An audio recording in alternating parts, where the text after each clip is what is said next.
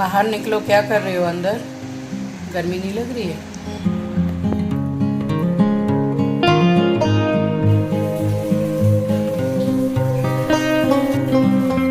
Hello everyone, welcome back to the channel. I hope you all are doing really very well. If you are new to my channel, my name is Rachna. I upload here every day about homemaking and my lifestyle too. If you like such content, then don't forget to subscribe my channel for my upcoming interesting videos. और आज दिन है शुक्रवार यानी कि Friday and ये vlog कल का ही है यानी कि थर्सडे का। तो सुबह से बस इंतज़ार कर रहे हैं पानी का, क्योंकि पानी नहीं है। सुबह का टाइम है, अभी तक कुछ भी ना झाड़ू हुआ है ना पोछा हुआ है, क्लीनिंग नहीं हुई है। इतना सा पानी नहीं है, इतना सा पानी आ ही नहीं रहा है। वो जो टाइम कल जो बोलते हैं ना, उसमें नीचे जो पानी टंकी में भरता है तभी तो वो टुल्लू पंप से ऊपर खींचता है। कोई पानी नहीं आ रहा है। अभी एकदम ज़रा सा पानी आया है तो थोड़ा वॉशरूम होके आए हैं। पता नहीं कितने बजे पानी आएगा, कितने बजे काम शुरू होगा, कितने बजे नहाना होगा, कुछ नहीं पता। ये इतने सारे पूरे तय बना के रखे हैं। अब सोच रही हूँ यही सब काम कर लूँ जब तक पानी नहीं आ रहा है।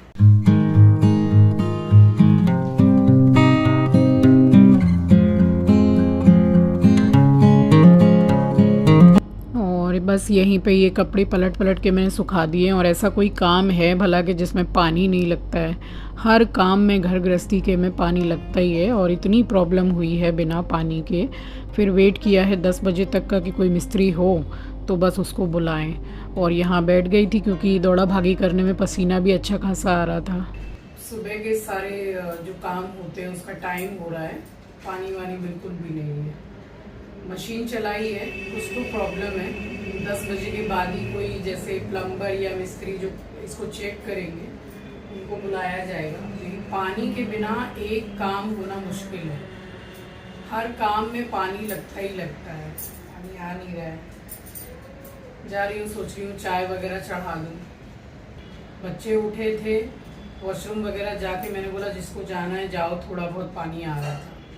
वो फिर से जाके सो गए। ये आप समझ लीजिए कि कल घोंटू में इतना दर्द, वो जो चोट लग गई थी वो मैं एक्चुअली मेरा पैर फिसल गया था। किचन के बाहर पानी पड़ा था, इतना ध्यान नहीं दिया। और पैर में भी स्लिपर उस टाइम पे थी नहीं, पैर स्लिप मेरा कर गया था और घोंटू के बल में गिरी थी। मैं दीवार पकड़ लिया था बट घोंटू के बल गिरी थी। इतनी ज़्यादा जोर से मुझे लग गई, उस टाइम तो लगी थी तो मैं पैर पकड़ के काफ़ी देर बैठ गई थी। बट फिर ये 3-4 दिन के बाद में ये दर्द उठा है और इतना दर्द क्या बताऊँ। कल रात को मैंने कोई खाना नहीं बनाया, बाहर से आया खाना। मैंने तो जो वो थोड़ी दाल वगैरह दोपहर की बची थी, एक्स्ट्रा मैं रोटी बना के ही रखती हूँ, तो 2 रोटी खा के मैंने तो दवाई ले ली थी। और चिंकी ने बाम लगा के दबा दिया, आंचल ने दबा दिया, सिकाई की। फिर एट लास्ट ना चाह के भी मुझे पेन किलर लेना पड़ा। मैं लेती नहीं हूँ बट इतना दर्द तो अभी थोड़ा मैं चल पा रही हूँ, थोड़ा ठीक लग रहा है। वो शायद पेन किलर का असर है, इसलिए देखते हैं कब तक ठीक रहेगा। और बस वेट कर रही हूँ पानी आ जाए तो फिर सारा काम हो। बिना पानी के कोई काम ही नहीं हो रहा है।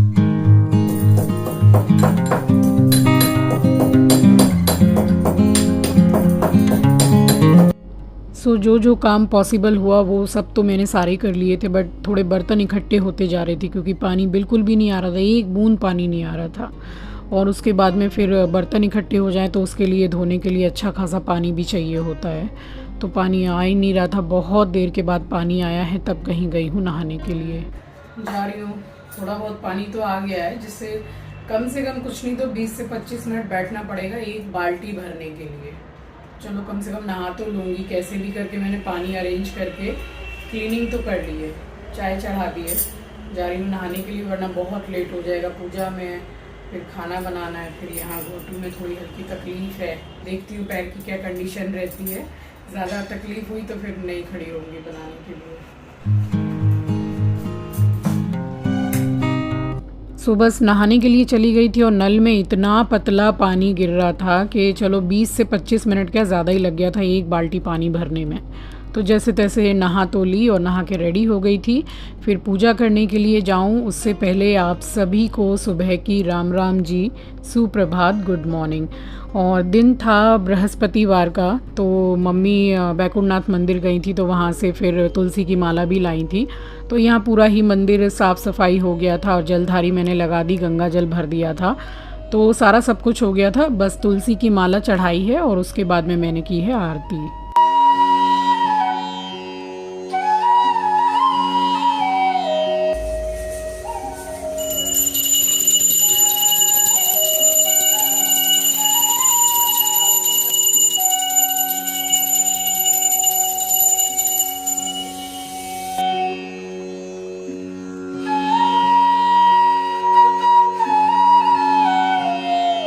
अच्छा, ये जो तुलसी की माला मैंने लक्ष्मी नारायण भगवान को चढ़ाई है, तो इसके लिए कमेंट आता है कि आप कैसे बनाते हैं। तो मैं नहीं बनाती हूँ और ना ही मेरे एरिया में ये माला रेडीमेड मिलती है।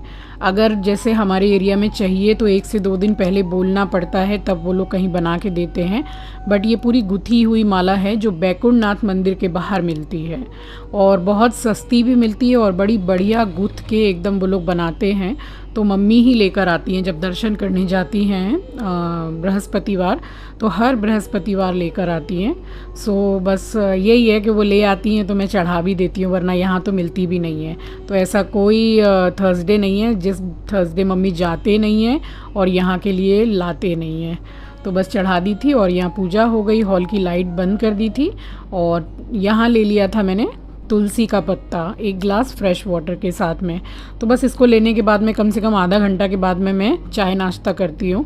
तो आधा घंटा हो गया था, नाश्ता कर लिया था, बस चाय पी ही रही थी कि सब्जी वाले ने गेट खटखटाया। सुबह सुबह ही कॉल आ गया था, तो मैंने कहा था कि अगर कच्चे आम हो तो दे जाइए। तो वो तो थे नहीं, 2-3 दिन पहले की बात बता रही हूँ। फिर उन्होंने बोला कि 1-2 दिन बाद में दे के जाएंगे। तो ये कच्चे आम तो आ गई है, अचार के लिए मंगाए हैं मैंने। फिर जितना भी सामान है, जैसे कि उन्होंने बोला कि चलिए आप रखिए मत सामान, अभी ले जाके पहले हिसाब कर लेते हैं। तो फिर मोबाइल लेकर आई, कैलकुलेटर में सारी साग सब्जियों का हिसाब किया। तो बस ये 100 रुपये किलो टमाटर थे, तो 90 रुपये किलो मुझे दिए, तो मैंने 1 किलो मंगा लिए। वैसे भी थे नहीं टमाटर, और आधा आधा एक एक करके ही सारी साग सब्जियों में डाला है, और कितने समय तो मैंने डाला ही नहीं है। तो बस ये सारी साग सब्जियां ले आए थे, तो इन्होंने कहा कि भाई गर्मी बहुत लग रही है, तो 1 गिलास पानी इनको पिलाया, फिर पैसा दे के फिर गेट बंद किया। उसके बाद मैं यहाँ किचन में काम में लगी हूँ। तो यहाँ मसाला कर रही हूँ दही वाले आलू के लिए, यानी कि रसा बना रही हूँ।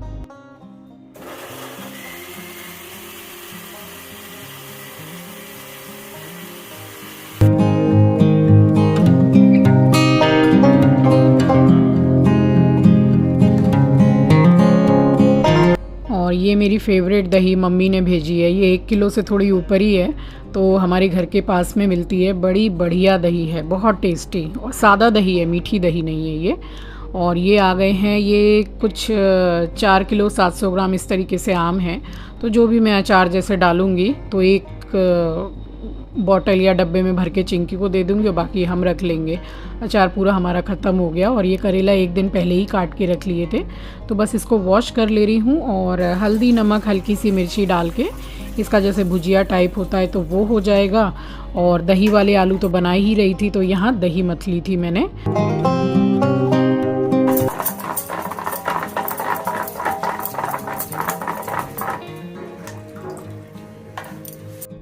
और दही मथने के बाद में यहाँ कढ़ैया चढ़ा दी है, डाल दिया सरसों का तेल। तो बस ये जैसे ही गर्म हुआ है उसमें मैंने थोड़ा सा जीरा डाला है और अब मसाला डालूँगी इसमें।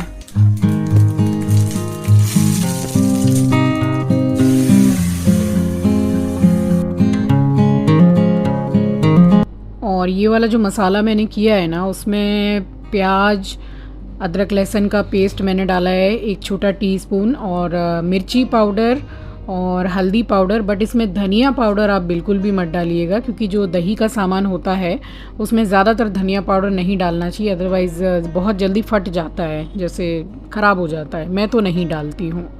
मेरा जो एक्सपीरियंस है वो मैं आपके साथ शेयर कर रही हूँ। तो ऐसी एज सच नीड भी नहीं होती है, बस तब तक मसाला हो रहा है, थोड़ा टाइम लगेगा। तब तक मेरा थोड़ा समय हो गया था फल खाने का, तो थोड़ा सा पपीता ही मैंने काट लिया। और यहाँ जो दही मथ के रखी थी तो अच्छी तरीके से इसको छान के डाल रही हूँ। लोहे वाली छन्नी से भी छान सकते हैं, बट ये वाली जो छन्नी है इसकी डबल नेट होती है तो और अच्छा छनता है। और जो रसा है यानी कि दही वाले आलू, तो फटने के चांसेस बहुत ही कम हो जाते हैं। तो लगातार चलाते हुए इसको तब तक चलाया मैंने जब तक कि ये बॉयल नहीं आ गया है। तो अभी अच्छा खासा इसमें बॉयल आ गया है, तो बस इसको पका लूँगी। और उसके बाद में फिर आलू तो मैंने बॉईल कर लिए थे, तो यहाँ बैठ के फिर आलू छील लिए थे, क्योंकि वैसे ही पैर में मतलब घुटने में इतनी ज़्यादा तकलीफ़ दर्द हो रहा था, बट काफ़ी आराम है। दोनों बच्चों ने बाम लगा दिया, फिर जो हॉट पैड होता है उससे सिकाई कर ली थी, फिर एक पेन किलर भी मैंने खाई क्योंकि दर्द बहुत ही ज़्यादा था। तो एकदम मतलब अनकंट्रोल हो गया था। तो इतना सब कुछ करने के बाद में आराम काफ़ी हो गया था। तो यहाँ आलू छील लिए थे और एक साइड में मैंने चावल भी चढ़ा दिए। तो जो झाग होता है यानी कि स्टार्च, तो बस वो एक्स्ट्रा निकाल दिया है। और अब इसमें जो आलू छील दिए थे तो कुछ आलू यानी कि 2-3 आलू मैंने अच्छी तरीके से मैश कर लिए हैं और इसको इसमें डाल दे रही हूँ। तो ये एकदम घुल जाते हैं, इसमें एक सार हो जाते हैं यानी कि मिल जाते हैं, तो एक टेक्सचर बहुत अच्छा हो जाता है और टेस्ट भी अच्छा आता है। और इसमें मीठे मीठे जो आलू होते हैं ना, वो बिल्कुल मत डालिएगा।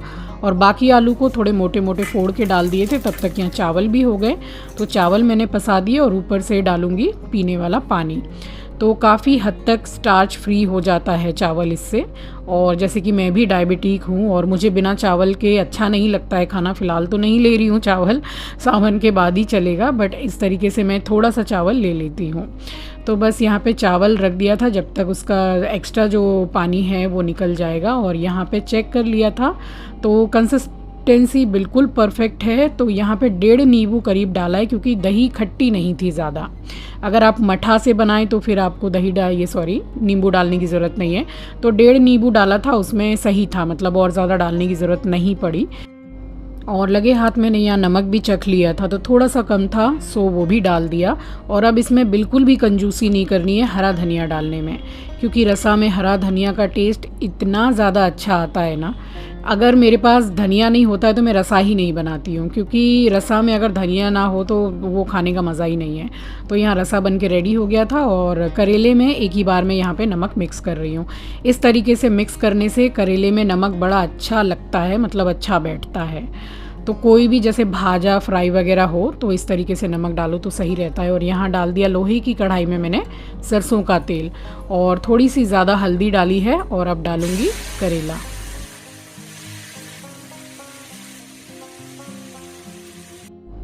सो हाफ़ टी स्पून के करीब मैंने यहाँ पे लाल मिर्ची पाउडर डाला है, रेगुलर वाला। तो बस चला के और इसको हल्का सा ढक दूँगी। कोई पानी का छिड़काव वगैरह कुछ नहीं करना है, क्योंकि मुझे थोड़ा भुजिया टाइप का ही बनाना है। और उसके बाद ये गल जाएंगे तो इनको थोड़ा सा तोड़ूंगी भी। और काफ़ी देर हो गई, काफ़ी देर यानी कि 10 मिनट तो ये स्लो गैस पे ढका रहा है। उसके बाद बीच में एक आध बार मैंने चलाया भी था। तो अभी आराम से बिल्कुल सॉफ्ट हो गया है। तो फ़िलहाल चेक करके आपको दिखा दे रही हूँ। वैसे तो सब्जी की शक्ल ही बता देती है कि गल गई है, तो अच्छी तरीके से ही गल गया था। तो जैसे चमचे से जैसे तोड़ लेते हैं ना थोड़ा सब्जी को, बस वैसे ही मैं इसको तोड़ लेती हूँ। सो खाने में भी ठीक लगता है। वैसे कड़वा होता है तो थोड़े मोटे मोटे पीसेस जैसे मुंह में आए ना, तो वो एकदम ही जैसे बेकार लगता है खाने में। तो बस चमचे से इस तरीके से इसको तोड़ के और मैंने मीडियम गैस पे छोड़ दिया था। और तब तक फिर उसी बीच मैंने आटा भी गूंद लिया था। तो फिर यहाँ बना ली थी मैंने फटाफट सारी रोटियाँ, क्योंकि सारा ही खाना ऑलमोस्ट डन था।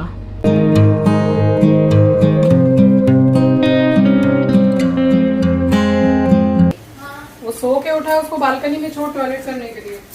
इसको तो वक्त दे दुनिया में वापस आने के लिए। ये नए ज़माने के डॉगी है हमारे।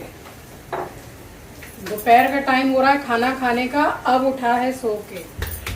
बेबी इसको भी हवा लग गई है ज्यादा देर सोने की।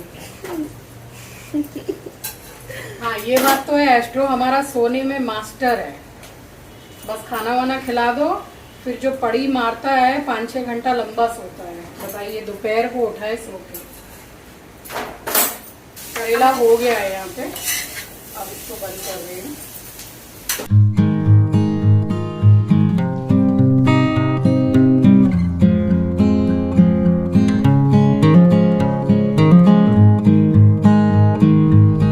और बहुत से लोग कमेंट सेक्शन में मुझे बोलते हैं कि डायरेक्ट आप गैस पर रोटी मत सेका कीजिए। अब बचपन से हम ऐसी ही रोटियां खाते आ रहे हैं, अभी तो फ़िलहाल पॉसिबल नहीं हो पा रहा है। मुझे पता है कि तवे पे जो कपड़े से चाप चाप के सेकते हैं प्रेस करके, तो अभी जैसे सभी चीज़ जैसे इतनी पॉसिबल नहीं हो पाती है, तो फ़िलहाल तो ऐसे ही सेकती हूँ रोटियाँ, क्योंकि सालों हो गए इसी तरीके से रोटियां बनाते बनाते, एक संग तो चेंजेस इतना आएगा नहीं।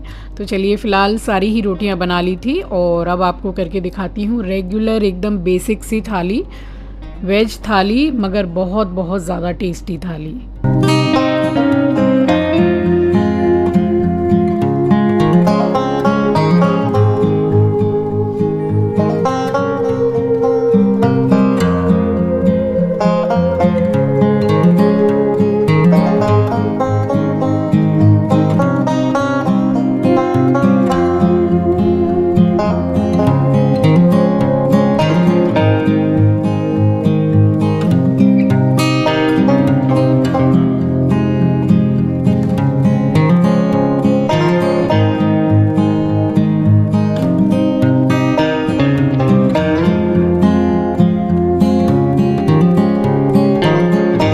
सो ये थी हमारी थर्सडे यानी कि बृहस्पतिवार की स्पेशल थाली। घी की गर्मा गर्म रोटियां, करेला, दही वाले आलू यानी कि रसा, चावल और खीरा।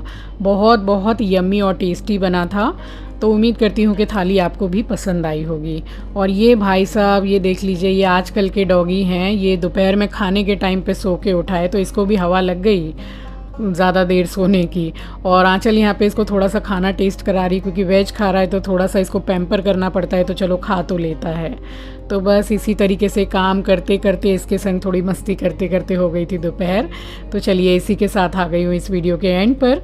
मिलूँगी आपसे नेक्स्ट वीडियो में। नए हैं तो सब्सक्राइब कर लीजिएगा, शेयर करना मत भूलिएगा। अपना ख्याल रखिए, अपनों का ख्याल रखिए। Thanks for watching guys, love you, take care, bye bye, हर हर महादेव। और हाँ, एस्ट्रो को आज मैंने थोड़ा ज़्यादा दिखाया है, जिनको एस्ट्रो से बहुत प्यार है तो उनको पसंद आया होगा, आई होप।